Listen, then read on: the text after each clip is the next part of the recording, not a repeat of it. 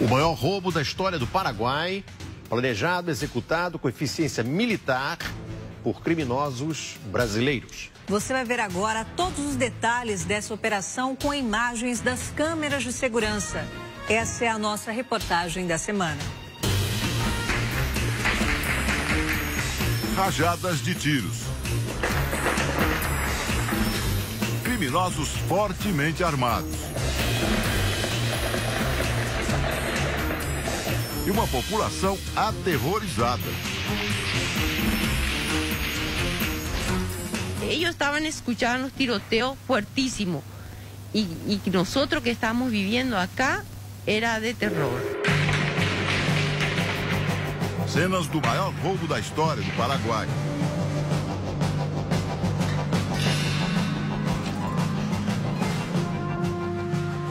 Tudo planejado e executado por criminosos brasileiros. Cerca de 50 assaltantes chegaram aqui por volta de 1h30 da madrugada. Logo de cara, houve tiroteio. Um policial paraguaio que foi atingido por um tiro e morreu logo em seguida. Veja agora os detalhes da ação. As imagens foram captadas em várias câmeras de segurança.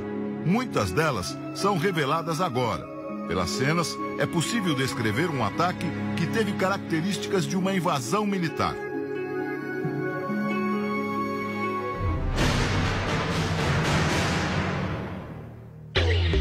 Os assaltantes invadiram a sede dessa transportadora de valores em Ciudad del Este, no Paraguai, no último dia 24, segunda-feira. O prédio fica a 4 quilômetros da Ponte da Amizade, na fronteira entre o Paraguai e Foz do Iguaçu, no Paraná. No começo da madrugada, a quadrilha incendiou vários carros na região. O objetivo era formar barricadas para dificultar o acesso e, ao mesmo tempo, desviar a atenção da polícia. 10 minutos antes do assalto, uma viatura policial passa em frente à empresa. Aparentemente, a rua está tranquila.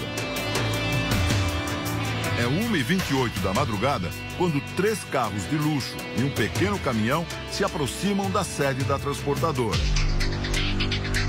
Esta outra imagem mostra um ângulo diferente. A tela apresenta frases em um idioma asiático, por causa das configurações do dispositivo. Observe que 2 homens conversam do outro lado da rua. Quando a quadrilha chega, um deles foge imediatamente. O outro se aproxima dos veículos, mas quando vê os criminosos, também se assusta e corre.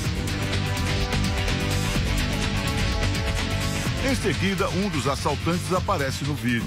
Ele está armado. Pela posição, parece fazer a segurança do local. Poucos minutos depois, um motoqueiro se aproxima e é abordado pelo criminoso. Os dois conversam por alguns segundos e o motoqueiro vai embora. Na sequência, chega um carro. Novamente, o bandido entra em estado de alerta. O motorista diminui a velocidade e passa reto. O caminhão também deixa o local. 2 homens se aproximam e os 3 seguem com a Honda.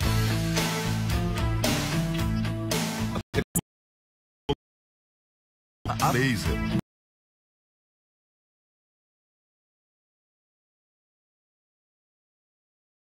Da arma com um fuzil. Usa uma máscara para o rosto e um colete à prova de balas. Um carro se aproxima rapidamente. O assaltante se esconde atrás de um poste com a arma em punho. O motorista passa. Nesse momento acontece uma explosão.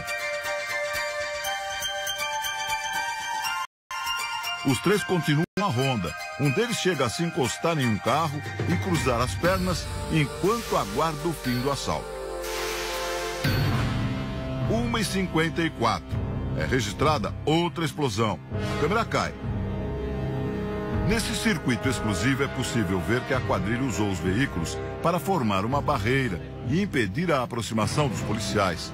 As explosões provocam várias nuvens de fumaça. Em seguida, um caminhão se aproxima. Os bandidos colocam uma estrutura na parede da empresa. São pelo menos 7 homens na operação. segundo especialistas consultados por nossa reportagem, seria uma espécie de grade com explosivos, o mesmo mecanismo usado em outros assaltos do Brasil. As imagens mostram que eles agem sem pressa e com habilidade. Tudo aconteceu em cerca de 3 horas. Segundo a polícia, a quadrilha usou 7 veículos de luxo, blindados, além de metralhadoras de combate antiaéreo, fuzis e granadas, e 6 bombas para ultrapassar as paredes blindadas do edifício. Aqui dá para a gente perceber bem a potência dos explosivos utilizados pelos assaltantes. Dá uma olhada aqui. Veja só. Aqui, uma grade de ferro. Mais para dentro ainda tem uma parede de concreto, que também foi derrubada. Quer dizer, abriram um rombo aqui e aqui eles conseguiram, então, entrar dentro da empresa. Os assaltantes carregaram vários malotes de dinheiro. Na segunda-feira, a polícia falou em 40 milhões de dólares, mais de 120 milhões de reais. Já na quinta, a empresa informou um valor menor, 11 milhões e 800 mil dólares, cerca de 45 milhões de reais. Na realidade, a investigação sobre o valor total do roubo continua. As explosões danificaram também casas e lojas da região. Angelina e Alejandro moram bem em frente ao local do assalto. Eles se preparavam para dormir quando tudo aconteceu. A aposentada conta que os criminosos estavam vestidos como militares e falavam português. Ela correu para alertar o marido. Rápido, bajate, vamos a bajarnos porque hay asalto a la empresa Prosegur. Y ahí ya hubo la explosión, la primera explosión.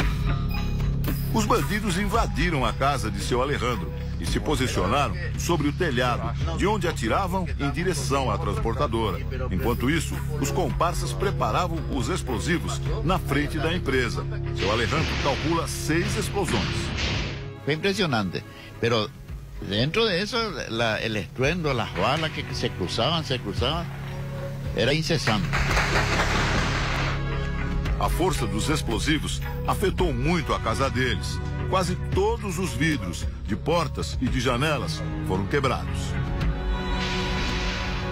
As bombas também assustaram as crianças que moram nesse abrigo. Empezaron a llorar porque ya la desesperación, la casa empezaba a temblar y los vidrios se rompían. Nosotros pensábamos en un momento que la casa se iba a venir abajo. Na fuga, os assaltantes incendiaram 15 veículos, carros que eles mesmos trouxeram para a ação.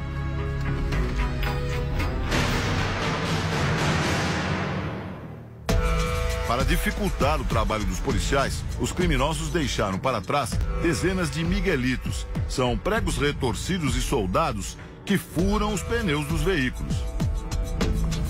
Para voltar ao Brasil, a Ponte da Amizade é a melhor opção para quem sai de Ciudad del Este e vem para Foz do Iguaçu. Mas também de madrugada, o local é vigiado de um lado e de outro. Por isso, foi evitado. Uma parte dos assaltantes pode ter seguido a direção da cidade de Presidente Franco e entrado na Argentina.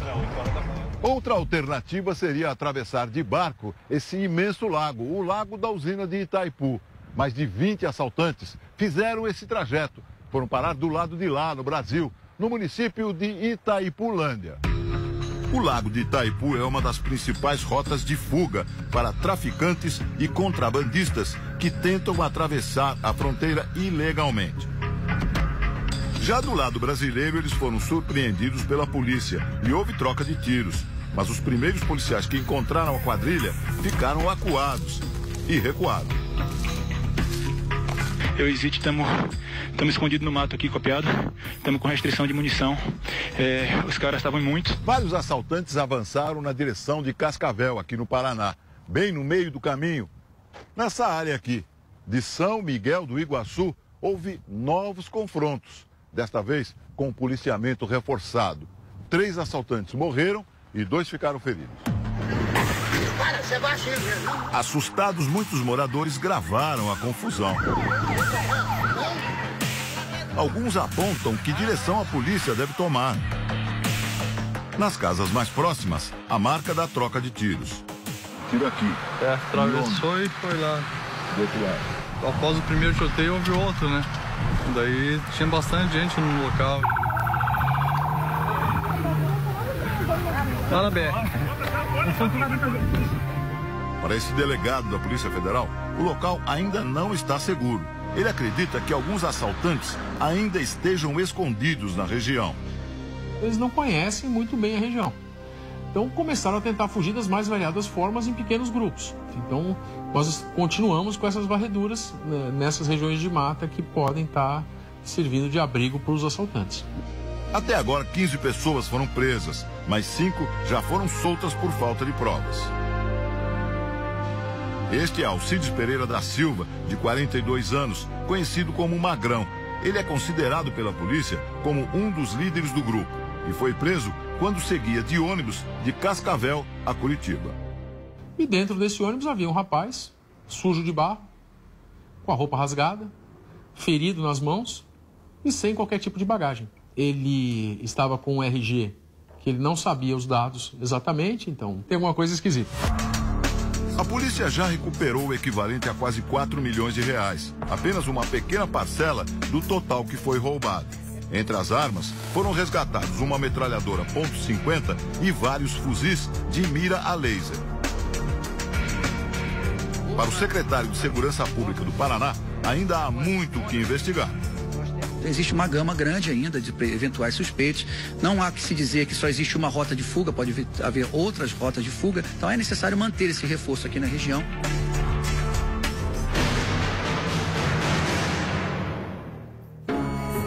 O assalto foi uma operação milionária. Os investigadores do Paraguai estimam que os criminosos gastaram cerca de 2 milhões de dólares, 6 milhões de reais, para preparar a ação. Os assaltantes alugaram 3 casas aqui no Paraguai bem antes do roubo. Uma delas é essa aqui. Ela foi encontrada no mesmo dia do assalto. A residência fica a 2 quilômetros da transportadora. É luxuosa, várias salas e 4 suítes. Uma delas com banheira de hidromassagem. A geladeira ficou vazia. Restaram alguns legumes e frutas e uma cerveja. Do lado de fora, uma mesa de bilhar e uma churrasqueira, segundo um dos vizinhos, usada diariamente pela quadrilha. Os bandidos ficaram aqui por 22 dias antes do assalto. Eram cerca de 20 homens. Eles abandonaram a casa 2 horas antes do roubo. Os peritos retiraram amostras de digitais que podem ajudar a identificar os bandidos. Na quinta-feira, a polícia chegou a esta outra casa, alugada por um brasileiro identificado como Wellington Tiago de Miranda Rossini. Os investigadores encontraram um drone que continha imagens da região onde ocorreu o assalto, além de uma pistola e 4 carros. Wellington tem passagens por estelionato e uso de documento falso, mas a polícia paraguaia decidiu liberá-lo por falta de provas. Nossa equipe esteve na casa e conversou com a esposa do brasileiro. Ela afirmou que Wellington não tem nenhuma ligação com o assalto.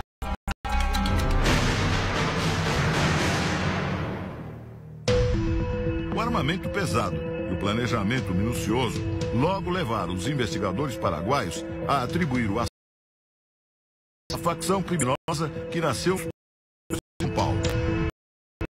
Desde o Paulista e uma outra do Rio disputam o comando da droga na rota entre o Paraguai e o Brasil. Em junho do ano passado, no país vizinho, foi assassinado por criminosos rivais na cidade de Pedro Juan Caballero, também na fronteira com o Brasil. Ataques à transportadora de valores são um meio encontrado pelo crime para levantar recursos. O assalto no Paraguai lembra outras ações recentes no Brasil, todas ligadas ao crime organizado. Para que você execute uma ação dessa, você precisa de um planejamento prévio, você precisa de equipamentos, gente capacitada. Eu duvido muito que você possa ter vários grupos diferentes executando este tipo de ação, dessa magnitude, de maneira completamente desassociada. É extremamente improvável. Deve sim ser um núcleo efetuando todos esses ataques. Até agora, o maior indício de ligação com a facção paulista é a confirmação da identidade de Diego Santos Silva, o Coringa. Ele foi baleado pela polícia e morto no tiroteio que aconteceu na volta dos criminosos ao Brasil. Da facção, era um dos responsáveis pela logística dos trabalhos de rua. Durante a semana falou-se também da participação de GG do Mangue, o terceiro na hierarquia da organização, que hoje é foragido. Os assaltos recentes a transportadoras, com milhões gastos em planejamento, são um novo desafio para a polícia. Você tem que ter política pública que privilegie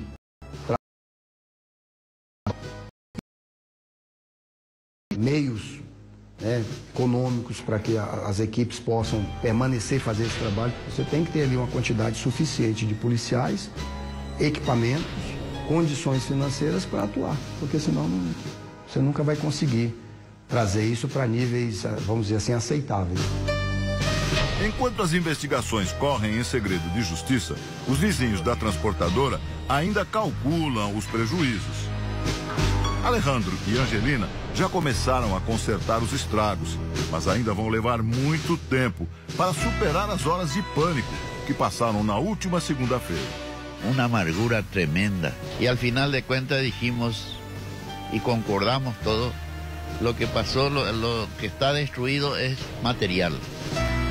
Porque destruir la vida